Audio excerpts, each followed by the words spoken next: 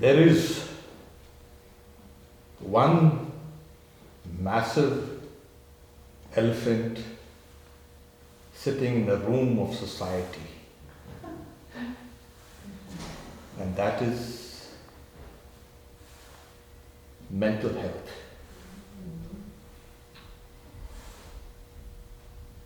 It's not being addressed. I mean, yes, psychiatry, drugs, this is the age of pill popping. You think you can pop a pill and your problems will be solved. But it's a sound mind is the foundation of every culture, every civilization. When that gets fragmented, you can see the sign cracks all over the place. People will go towards this type of integrative practices. One of them is meditation. There could be any other things. Anything that keeps you integrated. And that's extremely important now. So today, we look at a particular practice called Zen. Okay. We'll mix it up with a little of yoga. Okay. Now, you try it out and nothing happens spontaneously. Nothing in the universe happens spontaneously. Everything is a sequence, a long sequence of cause and effect and cause and effect and cause and effect. So we will try this doing nothing. We'll go down those steps till we can kind of. When we sit down to practice, what we need to see also is the posture. I've been speaking about the posture and posture and posture. That's extremely important. Posture indicates temperament and also your state of mind. If you're constantly drooping your shoulders, everybody else knows this guy. No, you can't relax, don't worry. I'll tell you when. Because in a community setting where the people are sitting down and meditating, each one of you influences the other. Ordinarily, we influence each other. It's obvious. In meditation, we influence each other even more. So we start with, I'll give you the breakup. We sit down and as we start meditating, hold your hands or your fingers either here or in your laps. So breathing should be done from something like here, from the belly button. In some traditions, this was the first beginning of you as a fetus because of the umbilical cord. The mother was pouring out all the nourishment here. This was the belly button was the first to develop, and then the rest of it. So they gave a lot of emphasis on this belly, you can say, breathing. So when you sit down, you're going to breathe by being aware. Become aware of your fingers touching each other, please. Now become aware of your breath. Now with each breath,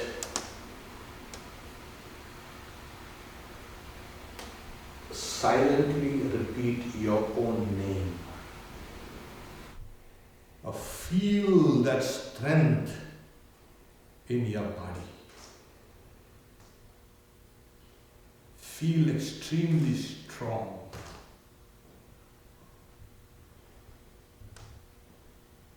You are rock solid.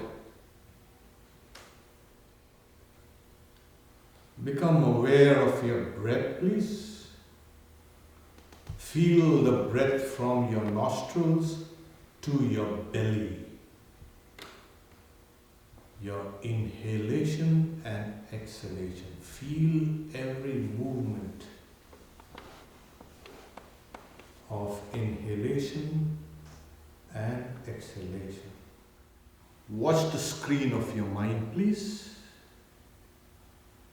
Like you're watching the screen of a television.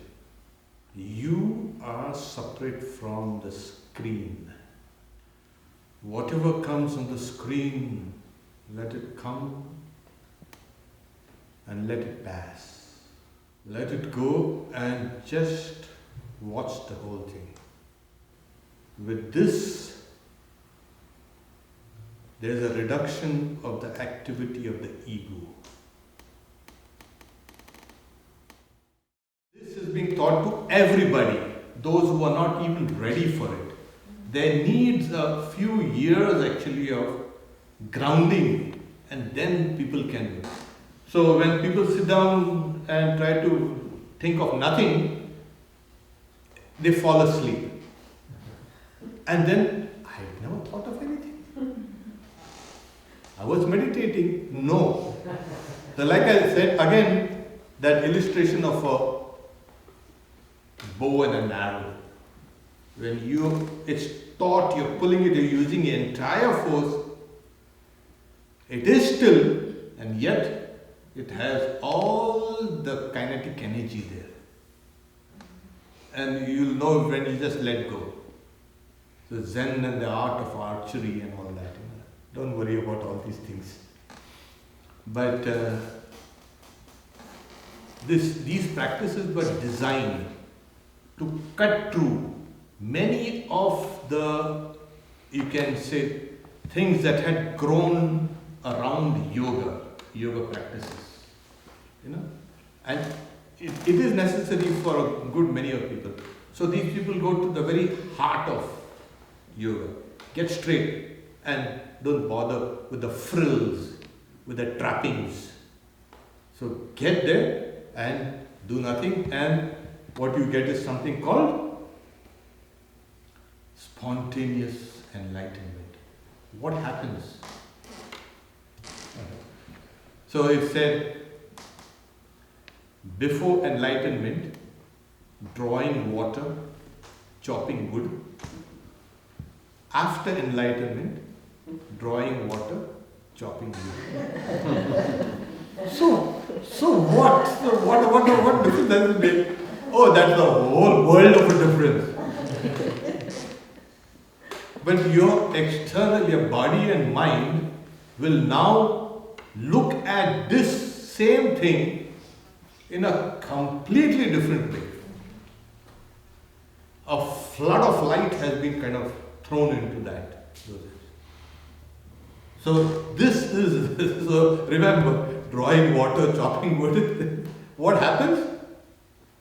The whole world, the secret of the whole world becomes yours. How?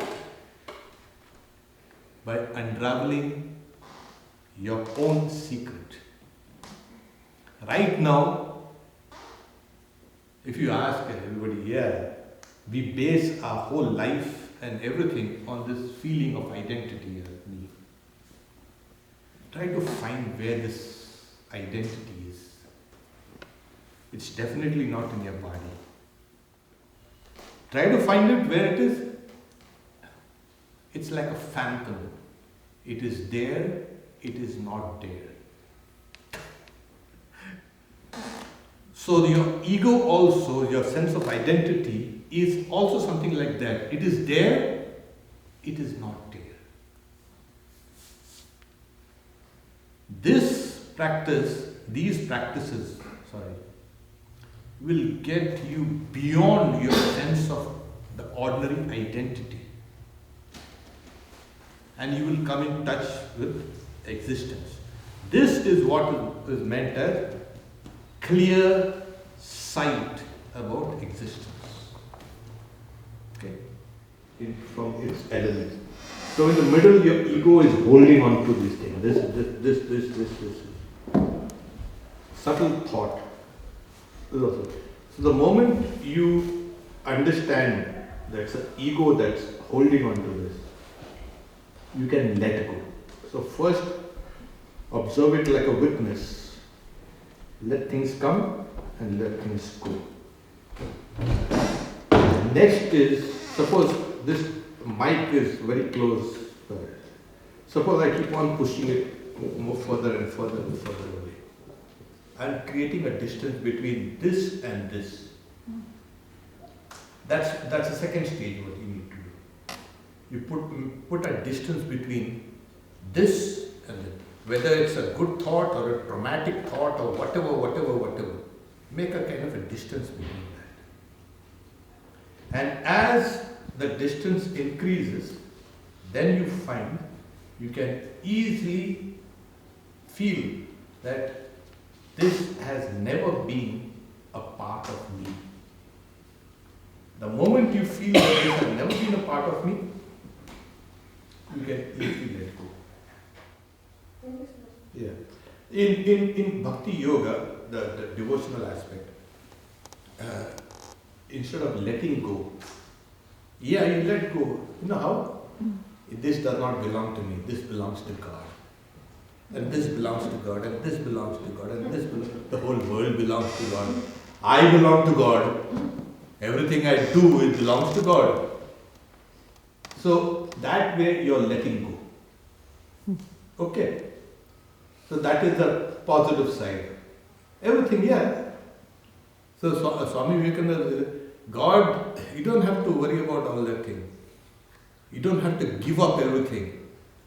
Increase it and tell yourself that this doesn't belong to me, it belongs to God. Then your problem is solved. Guys, yeah. Well, just to lengthen or answer the last one a little bit, how did we fall into ignorance if the Atma is eternal and not born? No world. There's no world at all.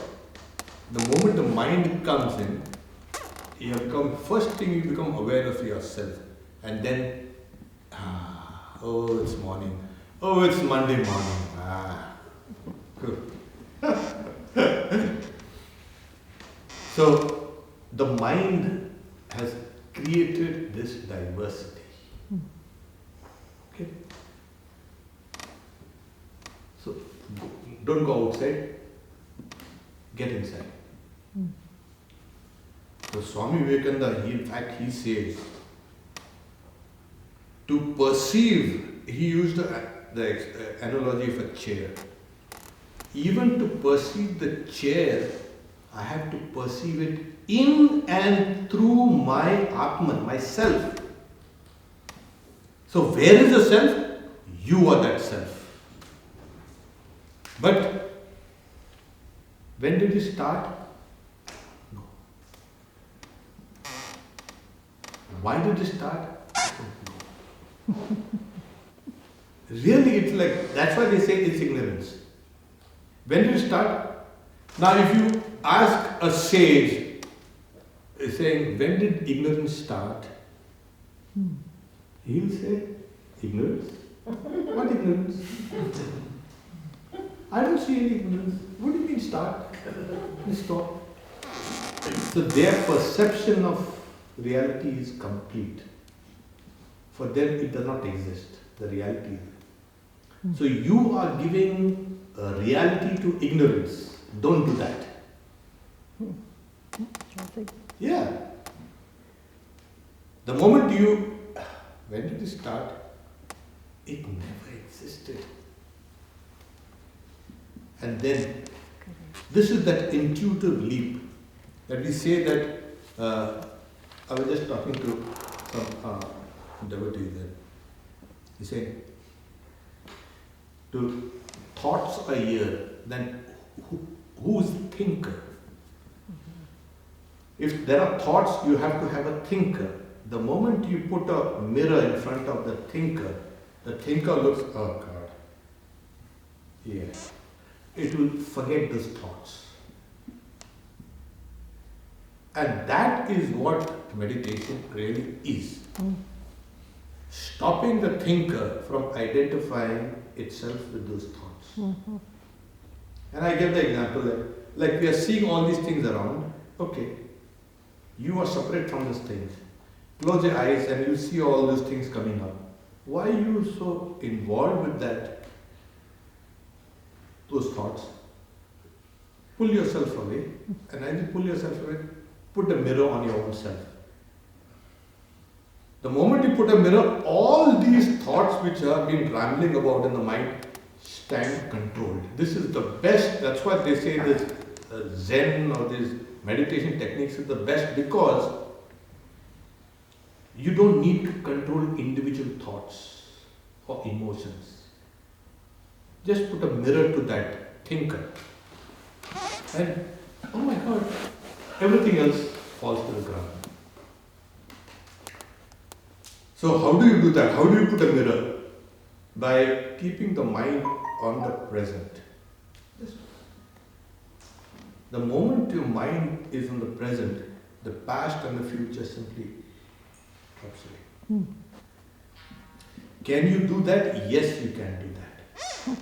And when you can do that keep it perfectly still, that is, you have let go everything, you have become aware, then you are concentrated, and as the concentration becomes higher and higher and higher, there comes a tipping point.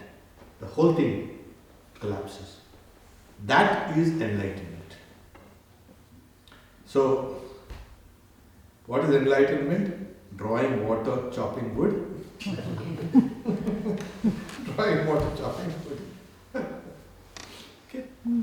Your duty, and let me tell you, to obtain a human body is extremely, extremely difficult. Now that you have received a human body, better do something about it.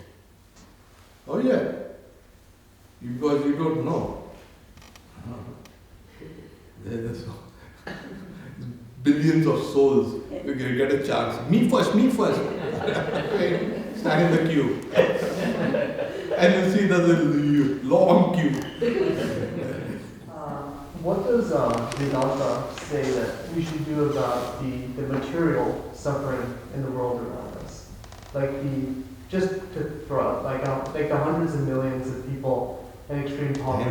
Thank God you said all these things. What are we supposed to do? What you are supposed to do, get out of suffering. But first, help others out of their suffering.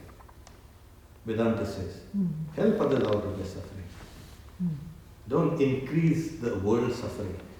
Secondly, it's our secret. If there was no suffering, people would not come to religion. What do guys like me do then? And what will God do? You see, if there was no suffering, there will be a rise of the ego. The ego will take the place of God. Yes. And you see, the more ego there is, the more suffering there is, mental suffering. But outside in the external world, there is the food chain. Everything is the predator and the prey. We are locked in the prey and the predator, the eater and the eaten. There's a constant change, there's constant whirling about. It's chaos, at the same time there's order. So, what do? Become a fatalist? Don't do anything? No. Vedanta says, if this is the nature of the world, and that's why Buddha says, all things are suffering. Dukkam. He's not people say he was a very depressive kind of teacher with the way he is teaching. is stating the reality. So you help others and don't make them suffer, anyone in thought, word and deed. This itself is the great boon you are going to confer to the world. Don't make anyone suffer by your thoughts, words or deeds. And if everybody followed this, the world's suffering would be much reduced. Got it? So the Vedanta says, start with this. Later on you will find that the sufferer and the suffering and all these things are, all duality has to go. So that is what. You're still young, you have to see life. See, many of us, we are all old enough. We've understood what life is. We've been kicked about like footballs. Oh yeah, nice, we've kicked. So you want to be a footballer or the footballer? You better be the footballer. Yeah. But certain things are inevitable. Other life will have to get sacrificed to keep you alive. Yes. So think about the pain that you are causing by your suffering, giving them suffering. That's why in the Native Americans, they used to kind of pray to that particular animal, plant, anything. Because through their death, they are giving life. So, whomever you meet, whatever you do, try to remember this thing. That I am dependent on them, they are dependent on me. This is a constant. Don't increase your carbon footprint, they say. Yeah, don't increase the world's suffering. It is the truth. So Vedanta will say, it's Maya. It's neither real nor unreal, nor the combination of both real and unreal. Okay? But that is for the higher. Right now, what you need to do is send a prayer to all the world. Buddha used to pray, may all beings be happy, may all beings be peaceful, may all beings be blissful. He used to face the east, west, north, south, up and below, and the whole world was full of his love. So this is it's a great, you can say, practical side of Vedanta. That you must be able to have that empathy for the people. Don't judge people, don't curse people, don't criticize people. You in their position might be doing even worse. So try to take a kind of a compassionate view of life. All people, everything, irrespective of what, where they are there, we are all struggling. And if you look back at your own life, it has been nothing but one series of struggle and struggle and struggle. Oh yeah.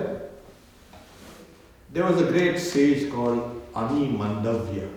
He was a great sage.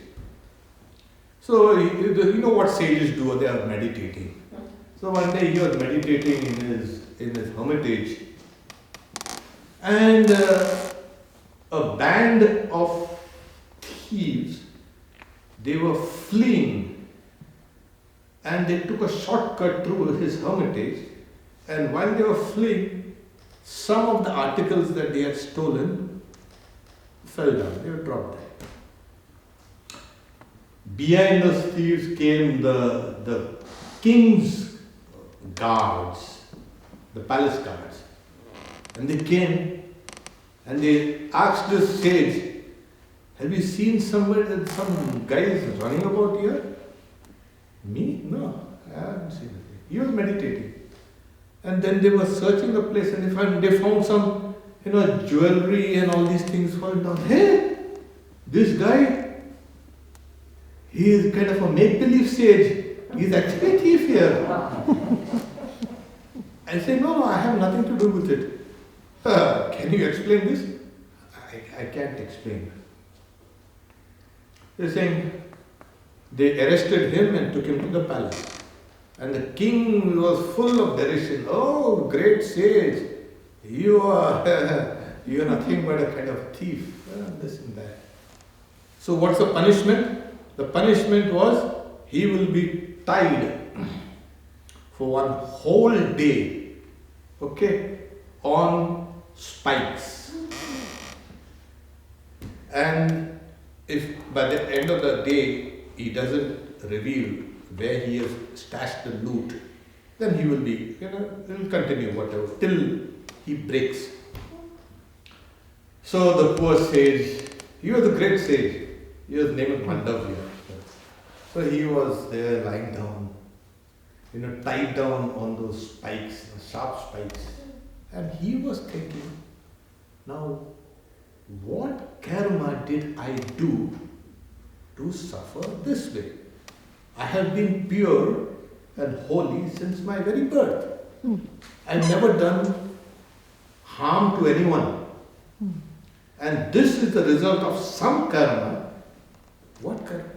So since he was a very great sage, he summoned the very god of death. So Yama, the god of death, he comes shivering, saying, revered sir, is this a mistake? Definitely. So he said, no, revered sir, it's not a mistake.